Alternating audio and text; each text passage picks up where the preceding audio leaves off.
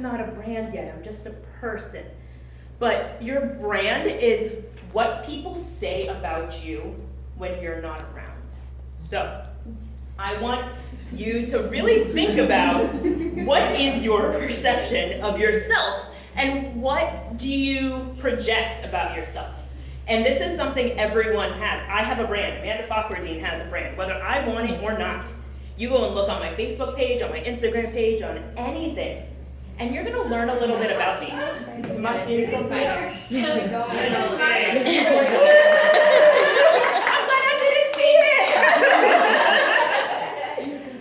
But going back, what you didn't see is a freak out right there. That's part of my brand. I wear my heart on my sleeve. I am who I am. And all of you have that. So I really want you to take a moment to really think about yourself BC, before coaching. You're not a coach and you're a guest here. Think about yourself right now. And I want you to think about that person that you were before. Take a moment, think about it. And then I want you to think about the person who became your inviting coach. Who reached out to you, and when was the moment that you said yes? Because in that moment, you've now created and accepted their trust, right? Because they're reaching out, do you want to join my challenge group? I have a free group. Do you want to buy a challenge pack? All of this stuff. But there's a moment where you turn your nose to a yes, right? I identified with my founding coach who's here, my inviting coach, Julie Parsons, who reached out to me. She probably reached out to me, and no lie, probably like 20 times. And 19 of those times I said no. And I was like, no, I'm good, I'm training for a half marathon, I got this going on, that going on, don't worry about it. I'll join a free group every now and then. And through those, I got to know her. I got to learn what her struggles were, what her accomplishments were. I got to know everyone kind of in that group. And so when the timing was finally right, I said yes, because I had grown to trust Julie. I had never met this girl before, and most of you don't meet your inviting coach. Straight away from each other. Yes, we're neighbors. I had never seen her or met her before, but I had gained trust in her. She had earned my trust. She had welcomed me into her world, and her brand kind of reflected with me. She was someone who's close to my age, lived in my town, and really enjoyed doing the things I like to do. So that was Julie's brand that I resonated with, and I wanted to be a part of it. She earned that sale, so to speak. So we'll continue going on into branding and kind of how to make yourself a little bit more aware of what your brand is, and if you're okay with where your brand is right now, if you want to change it. So first off, I really always say identify your brand. And I want you to do this in a really concrete way. I know a lot of people have their phones and their notebooks and all that. So I want you to write down 3 words that you want to be known for. What do you want to be known as? What are the 3 words you want someone to come to mind when they hear your name? And those 3 words are going to be the foundation of who you are and what your brand is, right? We all know the big brands. We know Nike, we know all Beachbody, all of these have these huge brands, but you can do that too, and that really kind of helps drive your consistency. It helps drive who you are throughout this kind of muddled mess that social media can look like. Sometimes I go to these events and I'm like, oh, well, so-and-so was able to do this. They posted 10 times a week. This is what they posted. I can copy and paste that and that'll work. And it won't. This is one of those fun facts about social media that it's nice telling you guys. It's a lot harder telling a client of a Fortune 500 company that their brand can't copy and paste someone else's campaign because it will not work the same way. So stay true to your brand and make sure whenever you're kind of developing a program, a challenge group, anything, that it's really reflective of those 3 words, and make sure those 3 words are coming through. Because people can smell bullshit a mile away, and no one wants to be bullshitted. I have had so many people reach out to me, and it's clearly a copy and paste.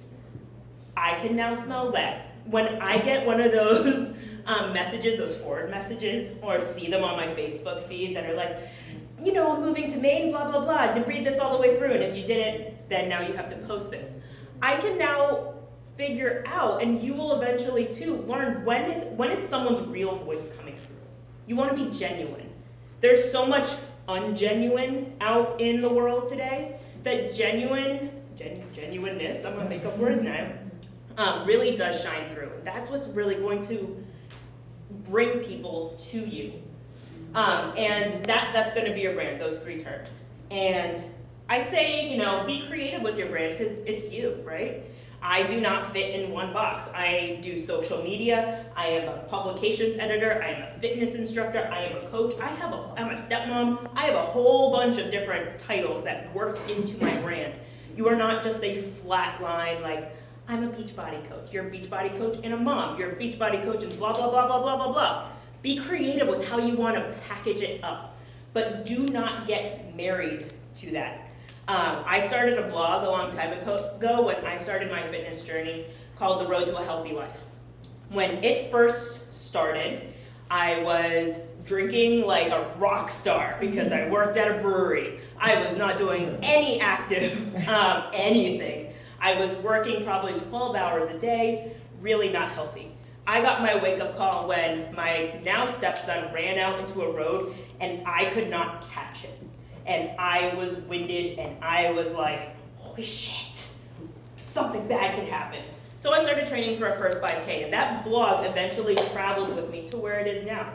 But that's the evolution of my brand. It went from someone who could not run across the street to catch up with a kid who darted out to someone who's now coaching.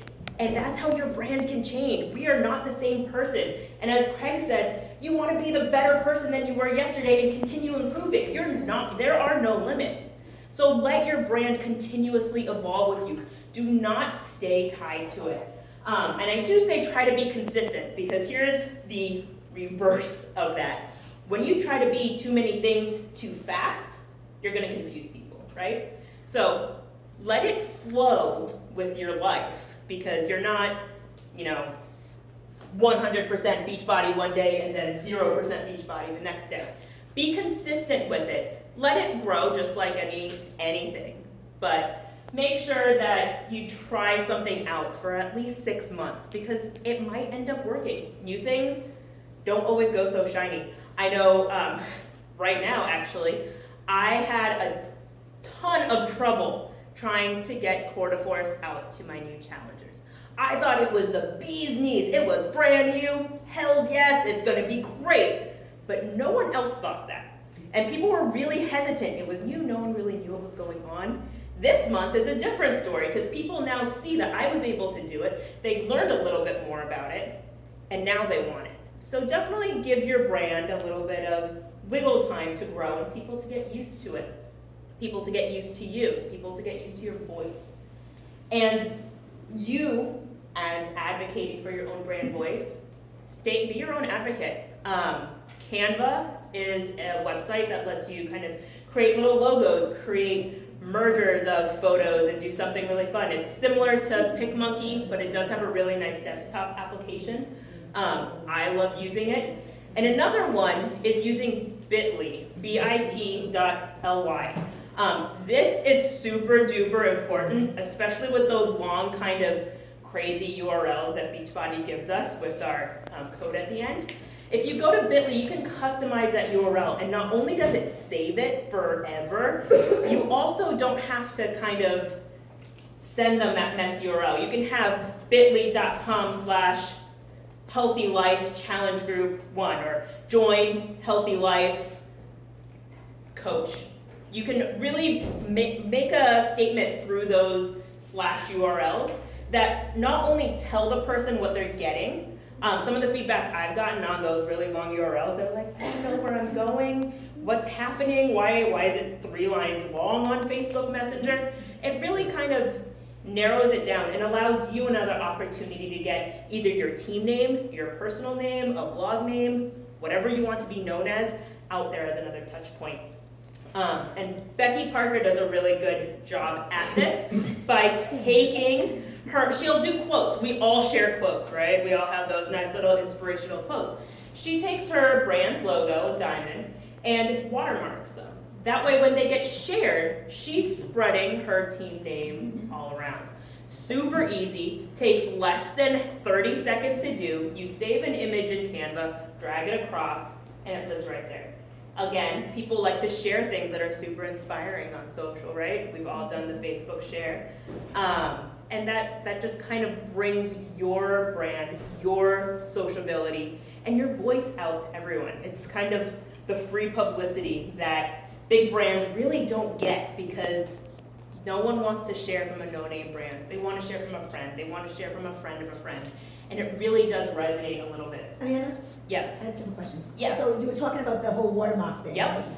Would you, if you remember on your page, or, I don't know, maybe in our Super Saturday thing, show us how to bring, like, I'd like to bring Rising Empire into my thing, so, I mean, because you just said it, but I don't really know. Yeah, So I can that'd be great. definitely, I can do a follow-up. I'll share something around it through you Okay. that kind of has a step-by-step. Okay. It is really easy.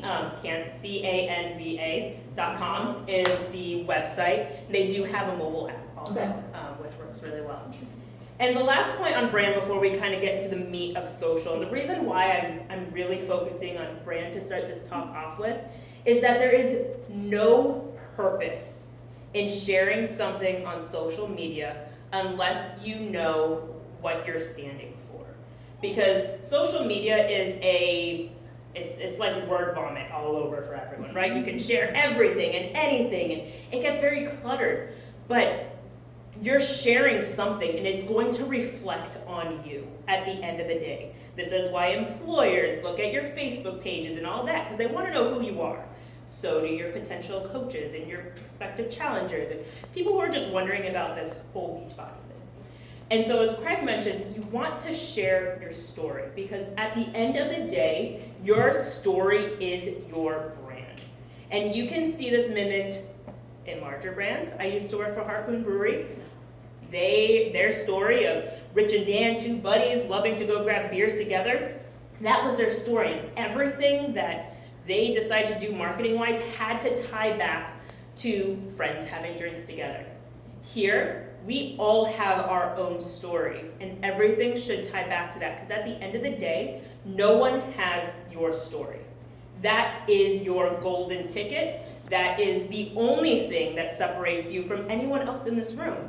And no one in this room is in competition with each other. There are times where I'll hear people say like, oh, well, you know, so-and-so got this person, but I really wanted her. And like, no, like that's not the point of this. We have our story. No one else will have my story of why I started. No one else will have any of yours. So learn to live it and to own it. Because once you live your truth and tell your truth, people will find it and will resonate with it. Craig said it best, you're looking for the person that you were. That person wants to see you and see them as a potential. They're like, oh, I knew this person and we used to go and grab beers together, blah, blah, blah, but I want to be what they're doing now. I'll reach out to them. You're not looking just to like quickly raise the ranks for a diamond or a triple diamond, whatever. You want those people to mean something, right? Because people who are in it to win it and that really resonate with you will be there for a long haul. So definitely share your story. That's what it is. And social is just the vessel which you tell your story. If you're not comfortable sharing your story, I don't, honestly for me, then your social media, I can give you all the tips and tricks, but it's not going to work for you. People can copy and paste till the end of time, but it's, again, your personal story and your reaction to it. People can tell that emotion, share it. Sometimes it's really scary. I mean, when I first started, and I just recently shared like my Beachbody like word vomit story after the first round of Coeur de Force, and it started with Julie reaching out to me. I had a stress fracture, I didn't know what to do, and I stuck with it. I tried it. I was like, no, I'll give anything a try. And I wrote it out on kind of how this emotional development happened along with a physical transformation, but it was much more personal than that. And sharing that allowed me to not only kind of jump out of my comfort zone a little bit, but allowed people around me to realize that they could do it too, that there was nothing shameful or anything else to be starting from whatever point you start from. A lot of people get nervous. I definitely am the loudmouth of my friends group, if you couldn't tell that. So a lot of them are like, oh, well, Amanda can just share whatever. But sometimes it's scary, and acknowledge that it's scary, because then people realize that you're human and you're not like this Facebook fitness freak, which a lot of people do. When they see like the morning workout pictures, they're like, oh, I'll never be like that. I can't do that. 4 a.m. is way too early. But when you tell them that it's hard, and you acknowledge that sometimes it sucks to get up at 4:30 in the morning. It always sucks to get up. It always sucks. It does always suck. And it always sucks when you have like a late night of work. No, and that's the thing. And the more and more you let them know that you're like a real human being, the more and more they'll resonate with you. So we'll go on into the fun part of this, that about social media next. So I start off saying there's a lot of social out there, right? We've got Snapchat, Instagram, Twitter, Facebook. There's Periscope. There's a whole bunch of different things that are coming out. So identify where you're going to focus. Identify your arsenal, so to speak. You cannot be everywhere, and you cannot be everything to everyone. So identify your top 3 platforms that you like to use. For me, it's Facebook, Instagram, and Snapchat. So I talk about those a little bit further on.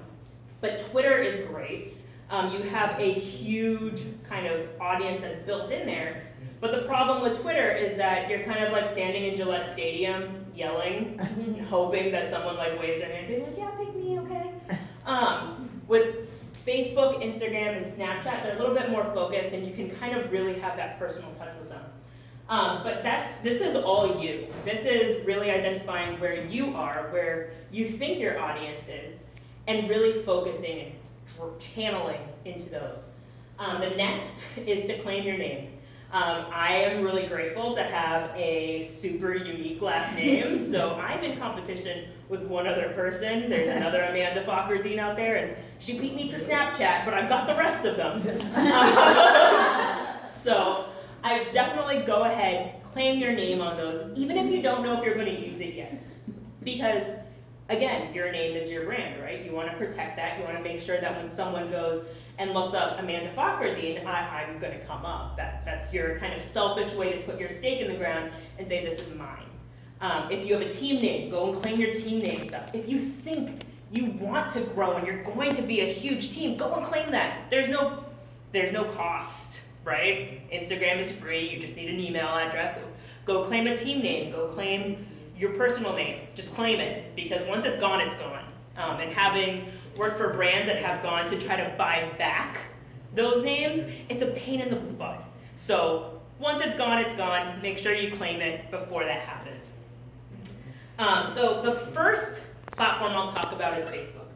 And Facebook, it's been around. It's gone through a boatload of changes since I started using it in 2004. I was one of those college kids that used it to find out who your roommate was, and now it's like a full-blown marketing platform.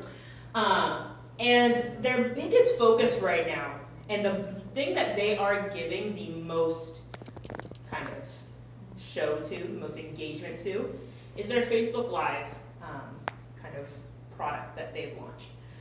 Video has always done well on Facebook, but with the launch of this new live streaming thing, they are really kind of making it known that they want people to use it. If you're on your phone and someone goes live, you see it in the bottom corner. They're like, go, go, go, we want you to see it. So take advantage of that.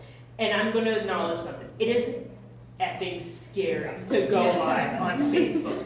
I'm not going to sugarcoat it. The first time I went live, I was like, what the shit am I doing? Why? Why is this a thing?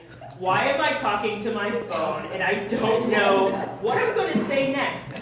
But it's funny because it, again, humanizes you to everyone. You're not the fitness freak, you're not the beach body person. You are a real person, and people are able to identify with someone who's like, hey, it's 4:30 in the morning, so just pounded, energized, because I need a little energy in my life before I press play on Court Force. They identify with that. They know how you're feeling, and most of them are seeing it after the fact, which is also a really great perk to this. These Facebook Live videos stay as a video. You basically have now an opportunity to repurpose that video if you need to tell someone a little bit more about a challenge group or what it's like or anything. You have that video now in your greater brand arsenal. Facebook also loves images. So make sure that you are posting photos and posting consistently. And one of the big kind of questions is, how often do I need to post? And that is not an easy question to ask because it all depends on you and your followers' engagement, which means how often they're engaging with you. So some people will never see your photos. And this is because Facebook says, okay, well, I know Amanda checks out Becky's Facebook post maybe once every 2 days. We're going to give her content from Becky every other day, regardless of whether Becky is posting 10 times a day or not. So it's Facebook's magic, it's their magic algorithm. So make sure that you're posting content at similar times that you see your followers posting content, like the most times that you see your Facebook newsfeed refreshing is a good sign that people are online.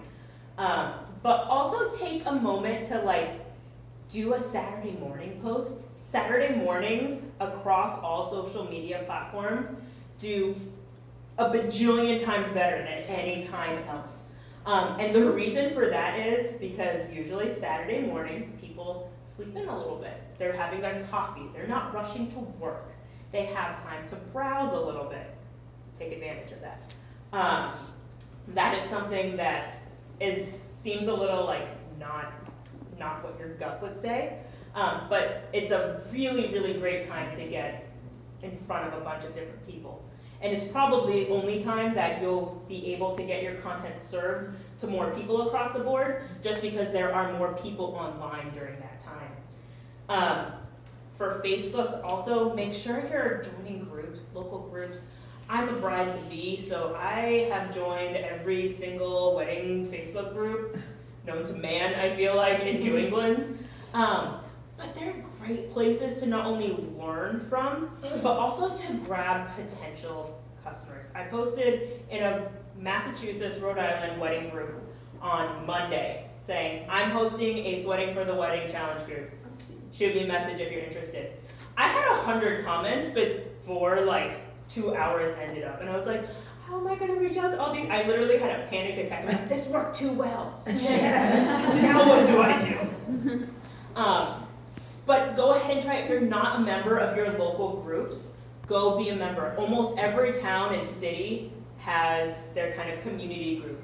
Go be in it and go be active. It's a really fun place if you're a if you're a Beachbody Live instructor. Really great place to get people into there. And that's actually how I initially connected with Julie. She posted a Pio Live at the lake at somewhere, I don't know. I was like, I'm interested, that sounds cool. So make sure you're on those community groups. You'll make some fun connections there.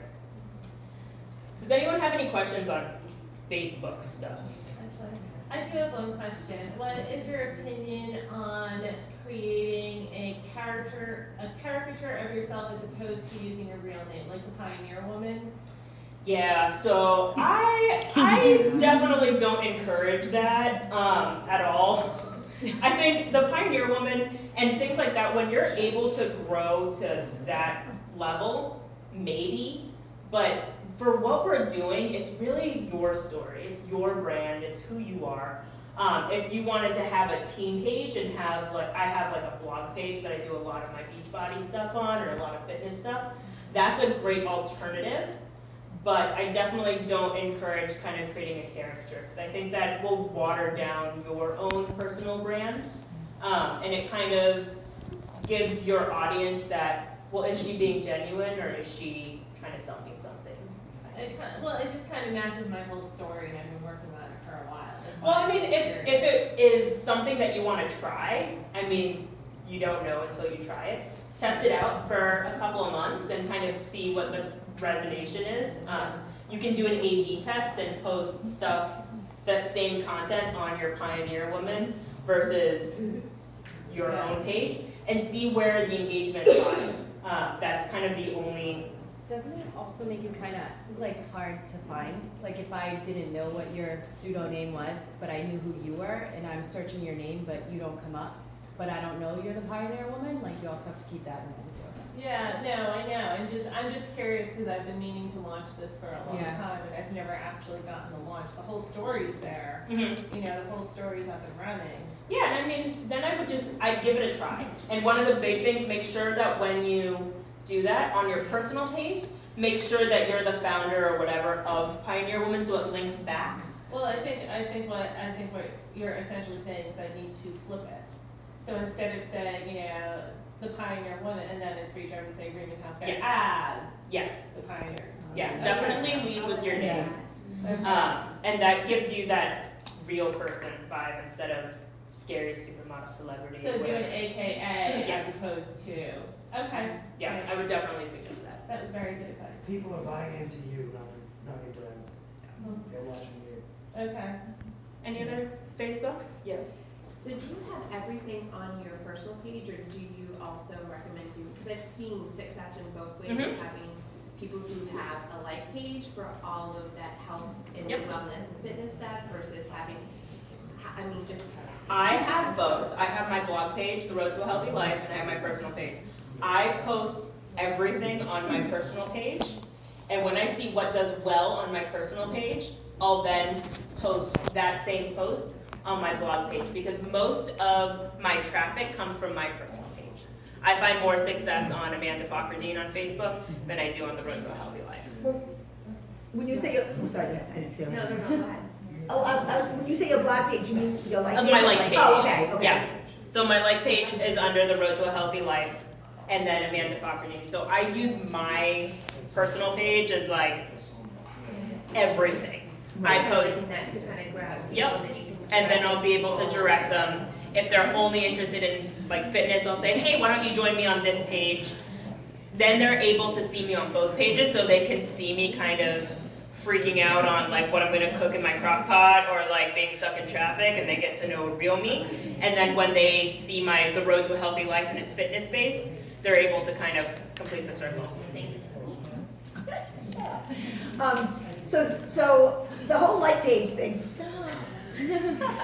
So I post on my personal page also. Yep. But then I feel as though, oh my God, so many people are probably like, oh, shut up, Monica. So I try to get onto my like page, but then I find that, well, it says 131 people reached, but then like maybe 2 likes. So what's happening with those reached people? Like Yep. you reach them and what? You know what I mean? That's so, like, a really good question. you don't get too many. Interactions. Interactions, You don't yeah. get the engagement. There you go. The whole like picture, right? Yeah, so that's a great thing. Those likes versus kind of, are the views on your videos versus those likes. Right. That's the drop off of engagement. Engagement is this fun, fancy term for anytime someone makes an action on your post.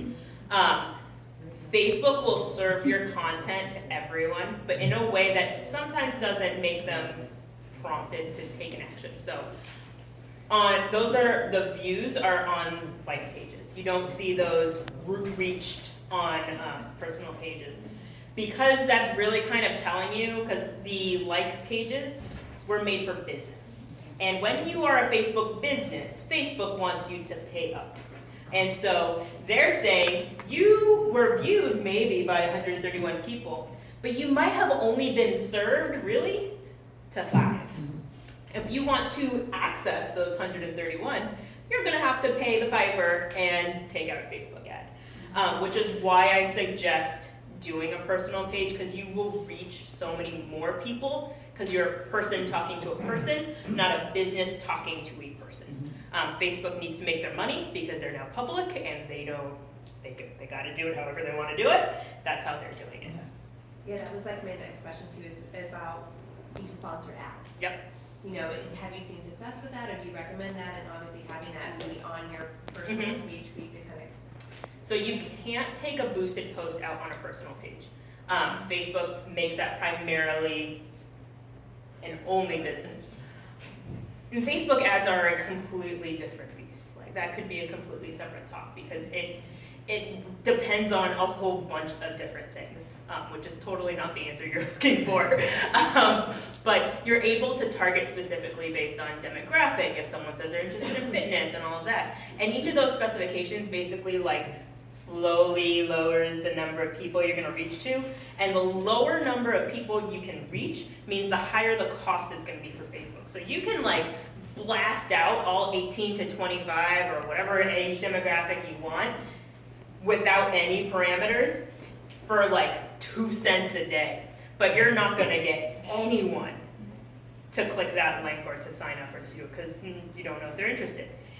If you want to find someone who's in a certain demographic in a certain area that is interested in weight loss, you might be paying up to $3 a day. Will your engagement be a little higher? I would expect yes, but depending on your overall money that you're going to give to Facebook, that's how much they're going to it is really pay to play. If you haven't gone around and kind of poked around on it, I encourage you to do so because it's interesting to see what the monetary levels will do for you. I don't necessarily see it as being a super effective way to get anyone. I did test it out for the health bet. I put up a Google form and I was like, I put $15 to test it for 3 days. I got one person to fill out that form and I was like, yeah, this was a wash for me. This didn't do it. And think about like the ads that come and get served through your news feed when you think about those boosted posts. Like, do you ever click on those like, sign up now and you'll get blank money off? Like, what are the ads that you engage with? And that's gonna be a better kind of barometer for if you were to do an ad, how effective it can be. So you're talking about personal page, are you just adding anyone clicking for friend requests? No, Okay. I don't. And that's also part of my brand is that I don't want to add someone that either hasn't reached out to me before via a group or that I haven't seen, or that someone who isn't a mutual friend. I have had a lot of people that have tried to hack my account, so I get very nervous. And this is going to be my information security geek out of the day.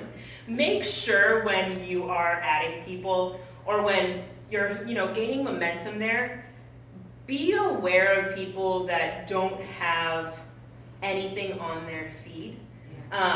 And be aware of people that seem to have just drastically grown in numbers overnight. So it'll be like 3 friends, and then by the time you check them again, they're like 35. And the reason I say this is one of the biggest ways that you can lose your Facebook identity online is by someone literally, side note this way, someone copied my profile photo, dragged my cover photo, created another Amanda Fakhreddine account with a different URL, but they friend requested my mom. And my mom was like, that's weird. I thought we were already Facebook friends. What's up with this? And I was like, don't click it. That's not me. Which then ensued in this like huge like, do not get a friend request. If you get a friend request from Second Amanda, it's not me. And that's something that is now increasingly happening, especially with everyone being on social. So there's my PSA on keeping yourself safe. So I do not just accept anyone, roundabout way of saying that. And mainly because for me, I want to make sure that I'm able to personally connect with anyone who is a friend of mine, and I want to be able to have that connection, even if it's something as like, oh, we're in the same wedding group. So. I wanted to ask, you said that you test things out on your personal page and then you put it on your live page. Yep. Does that mean you put it sponsored on your live page? No. Okay. So what I don't sponsor a lot on my like page, but if it's a like workout photo, the one that Monica had posted of mine up there, that did really well on my personal page, so I brought that over to my like page to see how the engagement would do there. So it's a nice testing ground to see kind of if it resonates with your friends, and you, chances are it might resonate with someone else. Any other Facebook before we head on into Snapchat? There's 2 more. I'll go here first. Sorry, as a side note, if you move stuff over to your like page, just my personal suggestion is make sure you put, especially if it's a before and after, watermark it. Yeah. My daughter's disabled, so my like page is kind of the journey of our life and how even a kid with a disability, you're still fairly normal unless you're us and you're just whack jobs family. I'm covered in tattoos and I've still had people jack my pictures. And I've had people take pictures of her. So if you put your kids up with you, watermark it close to a face, on the body. Yep. And yeah, use your brand or use your name or your website or something. So that's my own 2 cents, only because I know I go over to your like page, people take your photos and then Yes. share them, pray for this kid. And you're like, what? Don't pray for her, she's a demon. She didn't go to bed last night. Like, yeah, she didn't eat her broccoli. Don't pray for that one. Don't click likes on that one. But they've done it, and it takes a lot to get Facebook to take them down. Yes. A lot. Yeah, that's it. Watermarking not only helps protect your personal brand, but protects everyone else. So it takes 30 seconds to throw a watermark on it. Might as well do it. Did you have a question? Yeah, so the people that are on your web page versus your page, they're not the same. Are they going to see a double content? Sometimes they will, but here's a really funny kind of case study on that.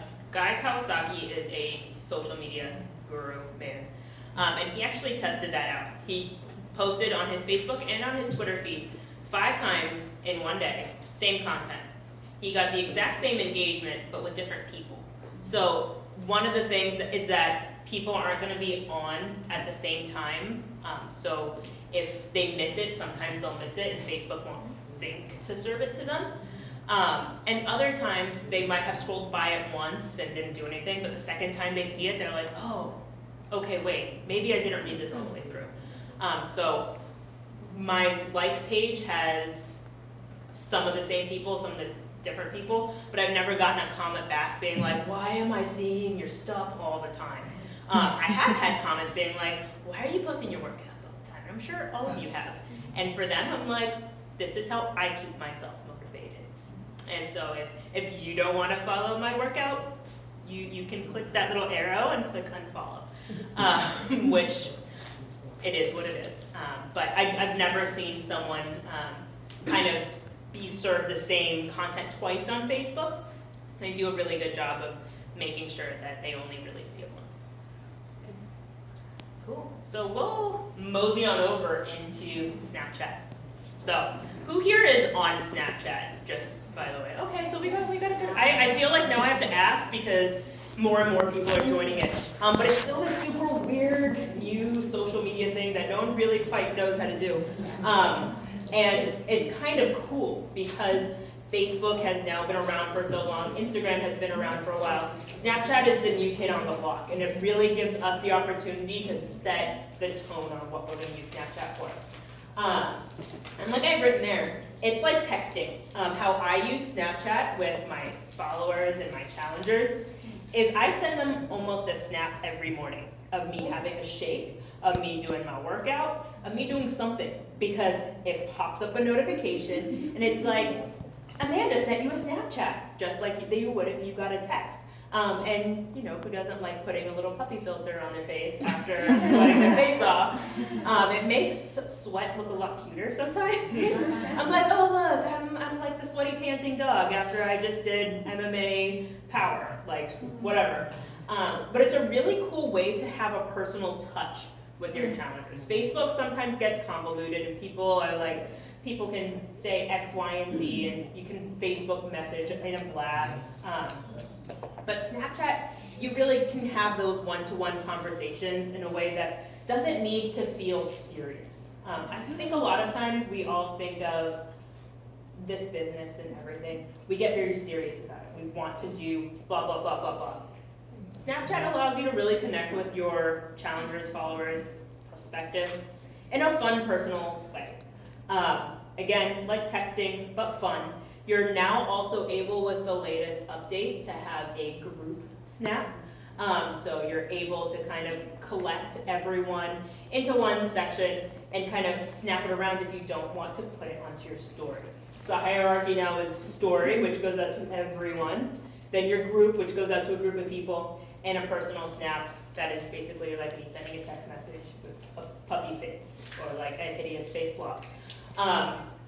So it's a really interesting way. I've gotten a couple of challengers off of Snapchat just because every morning I will literally put my finger next to which day of the week it is and what workout I'm doing, and they're like, it doesn't seem like it's that scary. I'm like, no, it's a paper calendar. Like, why would you be scared of a paper calendar? It's just telling you what workout to do. But they're able to follow me day to day without kind of having it be permanent. They want to see there's 24 hours on that story life cycle.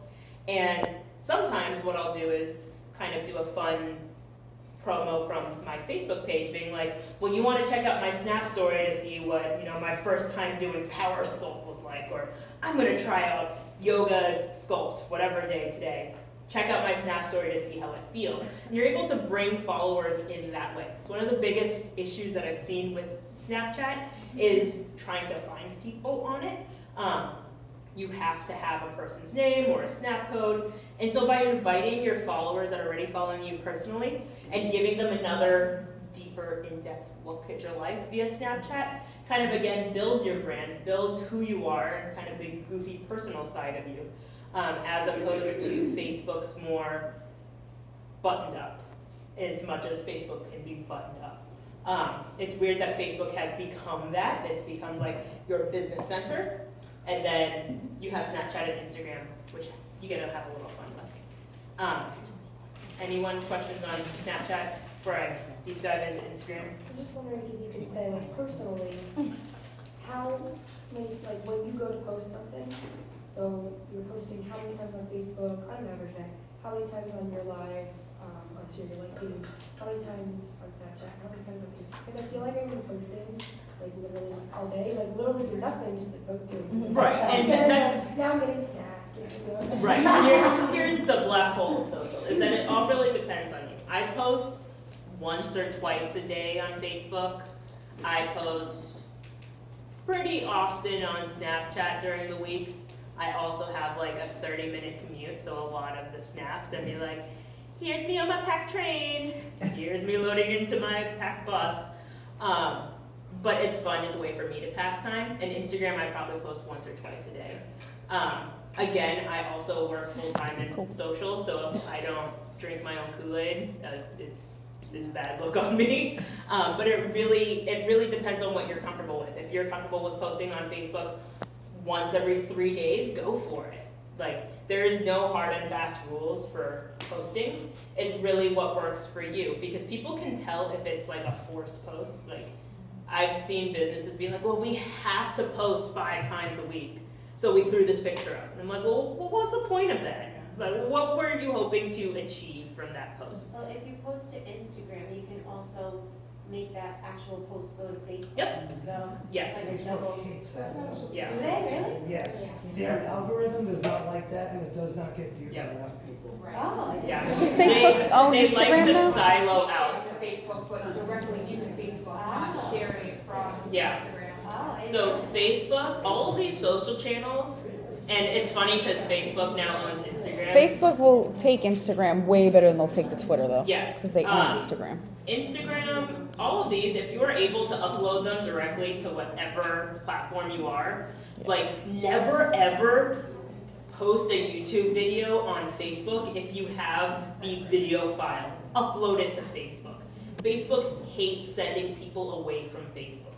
So keep people within Facebook for the best results.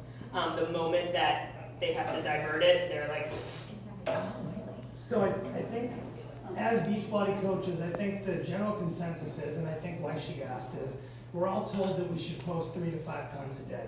It's ingrained in us, and I think it took me a while to understand that it was more of 3 than the 5, and my content needs to serve people. My content needs to be useful, and it needs to have something. It doesn't just need to be, I'm giving the boys a shower. right. We're having dinner. There are some of those posts, but I think, as you know, it's gotta be content that relates to you, and it's gotta be purposeful, it's not. Yes. It has to have a reason. So if ever you're like, I think I should post, but I don't know what to post, think if there's a purpose to I it. mean, I think I understand that, it's more of the platforms, because I only use my Facebook page right now. Then only use your Nothing Facebook else. page. So I'm wondering if I should build out Master what one. you're talking about. I would definitely master one. Make sure you are comfortable and you are rocking one solidly. It is better to have one rock star than 10 like, nah, kind of okay, I have them. I definitely would hold your name, like go and open an account, but don't touch them until you are ready to dedicate time to that. Because it can be a very dark, squirrely hole of catching up on social media and being like, shit, I haven't posted on Instagram in like a week, I gotta get on that. Don't give yourself that I've panic. never understood the purpose of like having multiple platforms when Facebook covers so much for me. Right. But And if I it have works thought for about, you. like having a blog, like you're saying, including like specific things like a great recipe, or like, you know, something crappy happened and something good happened out of it, whatever, like moving that stuff over. But I don't know what platform to move that over to. Yeah, and I mean, if you're most comfortable with Facebook, I'd definitely stay with Facebook because Instagram and Snapchat are really image-based. You don't get a lot of text on there. You don't get to link anywhere else. Those are the two downfalls of Instagram and Snapchat, is you are in that platform to win it. That's it. Facebook might not like it when you link to other people, but they still let you. Instagram gives you one link, Snapchat gives you 0. So if you're looking for kind of a platform like that to really master, I definitely focus on Facebook, which is why I think a lot of us focus on Facebook. It is the largest, you get the most amount of people, and you get to do a couple of different things. These other things are kind of, when you see like a decoration outside and it gets you interested, so you like take a step in that direction, those are the Instagrams and the Snapchats. They're the decorations on the outside. Or Facebook and something where you're allowed to really get meatier is like the inside of this hall, where you can spend a little bit more time and really kind of expand on something. How do you like find a personal balance between like, you know, like being a Beachbody coach on social media and then like your personal life? Because I know for me, like, I'm a college student, I'm in nursing school, I work as a nursing assistant, I do this, I do photography too, so I like have such a hard time trying to find a balance between like. Also, congrats for doing all that. For me personally, I focus my Beachbody stuff. I always do a post in the morning. First off, that makes sure I do my workout, because as one of those new tanks says, that Beachbody Relax, I do it for the likes. I do it because I'm like, I have to do this, or I might not actually do it. So I hold that as my first thing, and first thing of the day is I do my workout, I take a photo, and I post it. Throughout the rest of the day, I try to find an hour or two half hours throughout the day. Usually it's my lunch break and like my commute home, where I'll then go and I'll do my outreach. I'll see if anyone's commented or said anything on my post, and I'll reach back out to them. For me, I do not I am not a Beachbody only coach. I do have every other facet of my life and a couple of different jobs. So that is how I balance it out. But it took me a while to figure that out. There was a moment where I was like, I'm never gonna be able to do this. What am I have to post? I have to do this. I have to get a challenge group started. What am I gonna do? And it does, once you get yourself into a rhythm of doing it, you'll find those half an hour chunks where it'll be able to make sense. Can I just add to that? I apologize for my voice. I've been sick this week. Well, usually Saturdays. But my team has been talking about like all like the stuff we get wrapped up in to remember like bring joy to people's day. So walking around my day, I try to always find things that make me smile or like bring joy to me. And it's not very hard to be like, this happened today and it made me happy, so maybe I'll make you happy type of thing. So there's 2 posts right there. You know.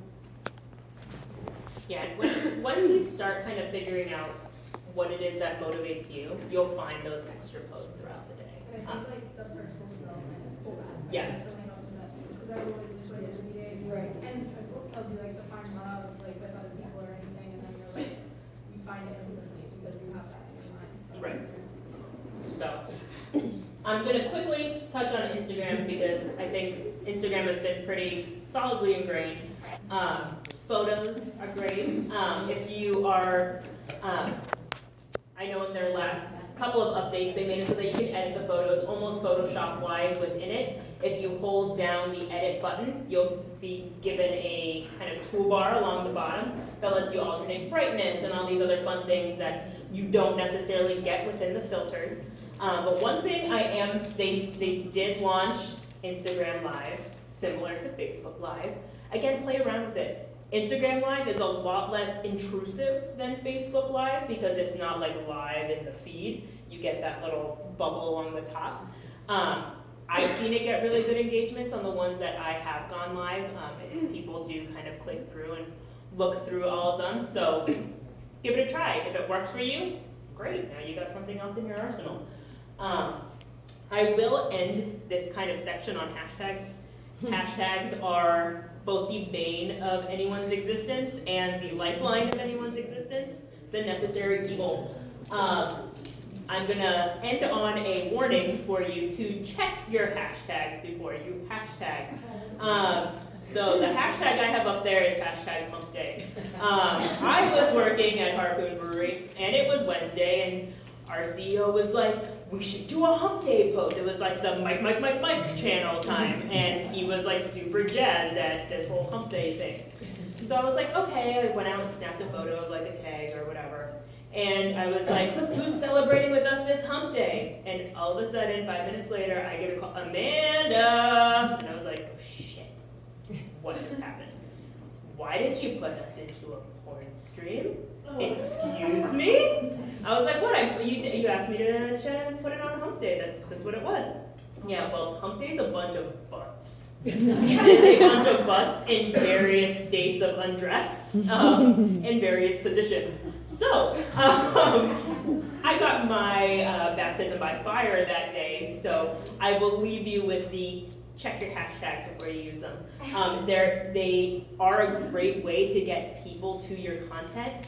Hashtag FitFam, hashtag Beachbody. Those are great ways to kind of make sure that you are kind of being put into those streams. I have gotten a lot of followers by it. Instead of putting it directly at the end of your words, because now I believe Instagram limits you to about 200 characters before they put the dots, like read more. Click the period, enter, and bump your hashtags down a little bit. That'll make sure that your caption is kind of nice and clean. And then start putting those hashtags in. So they're kind of on the bottom. So people don't necessarily need to see a whole bunch of words within a wall of hashtags. Don't do the wall of hashtags, it's a little intimidating. So definitely break them up and do it with purpose. Again, don't just do a random hashtag that you think you could be kind of in on. Make it have a purpose. Make it so that when your photo shows up in that hashtag, you're proud to have it be in that hashtag stream. And learn from my mistake of always checking the hashtag before you hashtag. So that kind of wraps up the deep dive areas. And I had 2 quotes to kind of end this with and to kind of bring it all back. If people like you, they'll listen to you. But if they trust you, they will do business with you. And this is kind of the crux of our whole business, right? We have to build that trust. Julie had to earn my trust to get the yes. And so does everyone else. Like, we're right now in a awesome position that we have these tools of social media to go out there and to really kind of build ourselves up, right? And to build other people up with us. And that last quote really drives home your fans and your followers on any of your social platforms. Activate your fans. Don't just collect them like baseball cards. Make sure that when you are posting, you are giving them an action to do, whether it's to like or to follow or to sign up. They'll do it. You just have to ask. When was the first time that you, unasked, went out and did something for the first time? Usually, You do it for the first time with a friend, right? A friend asks you, will you come to Super Saturday with me? I want to go, but I don't know. But there was an ask, will you come with me? Yes.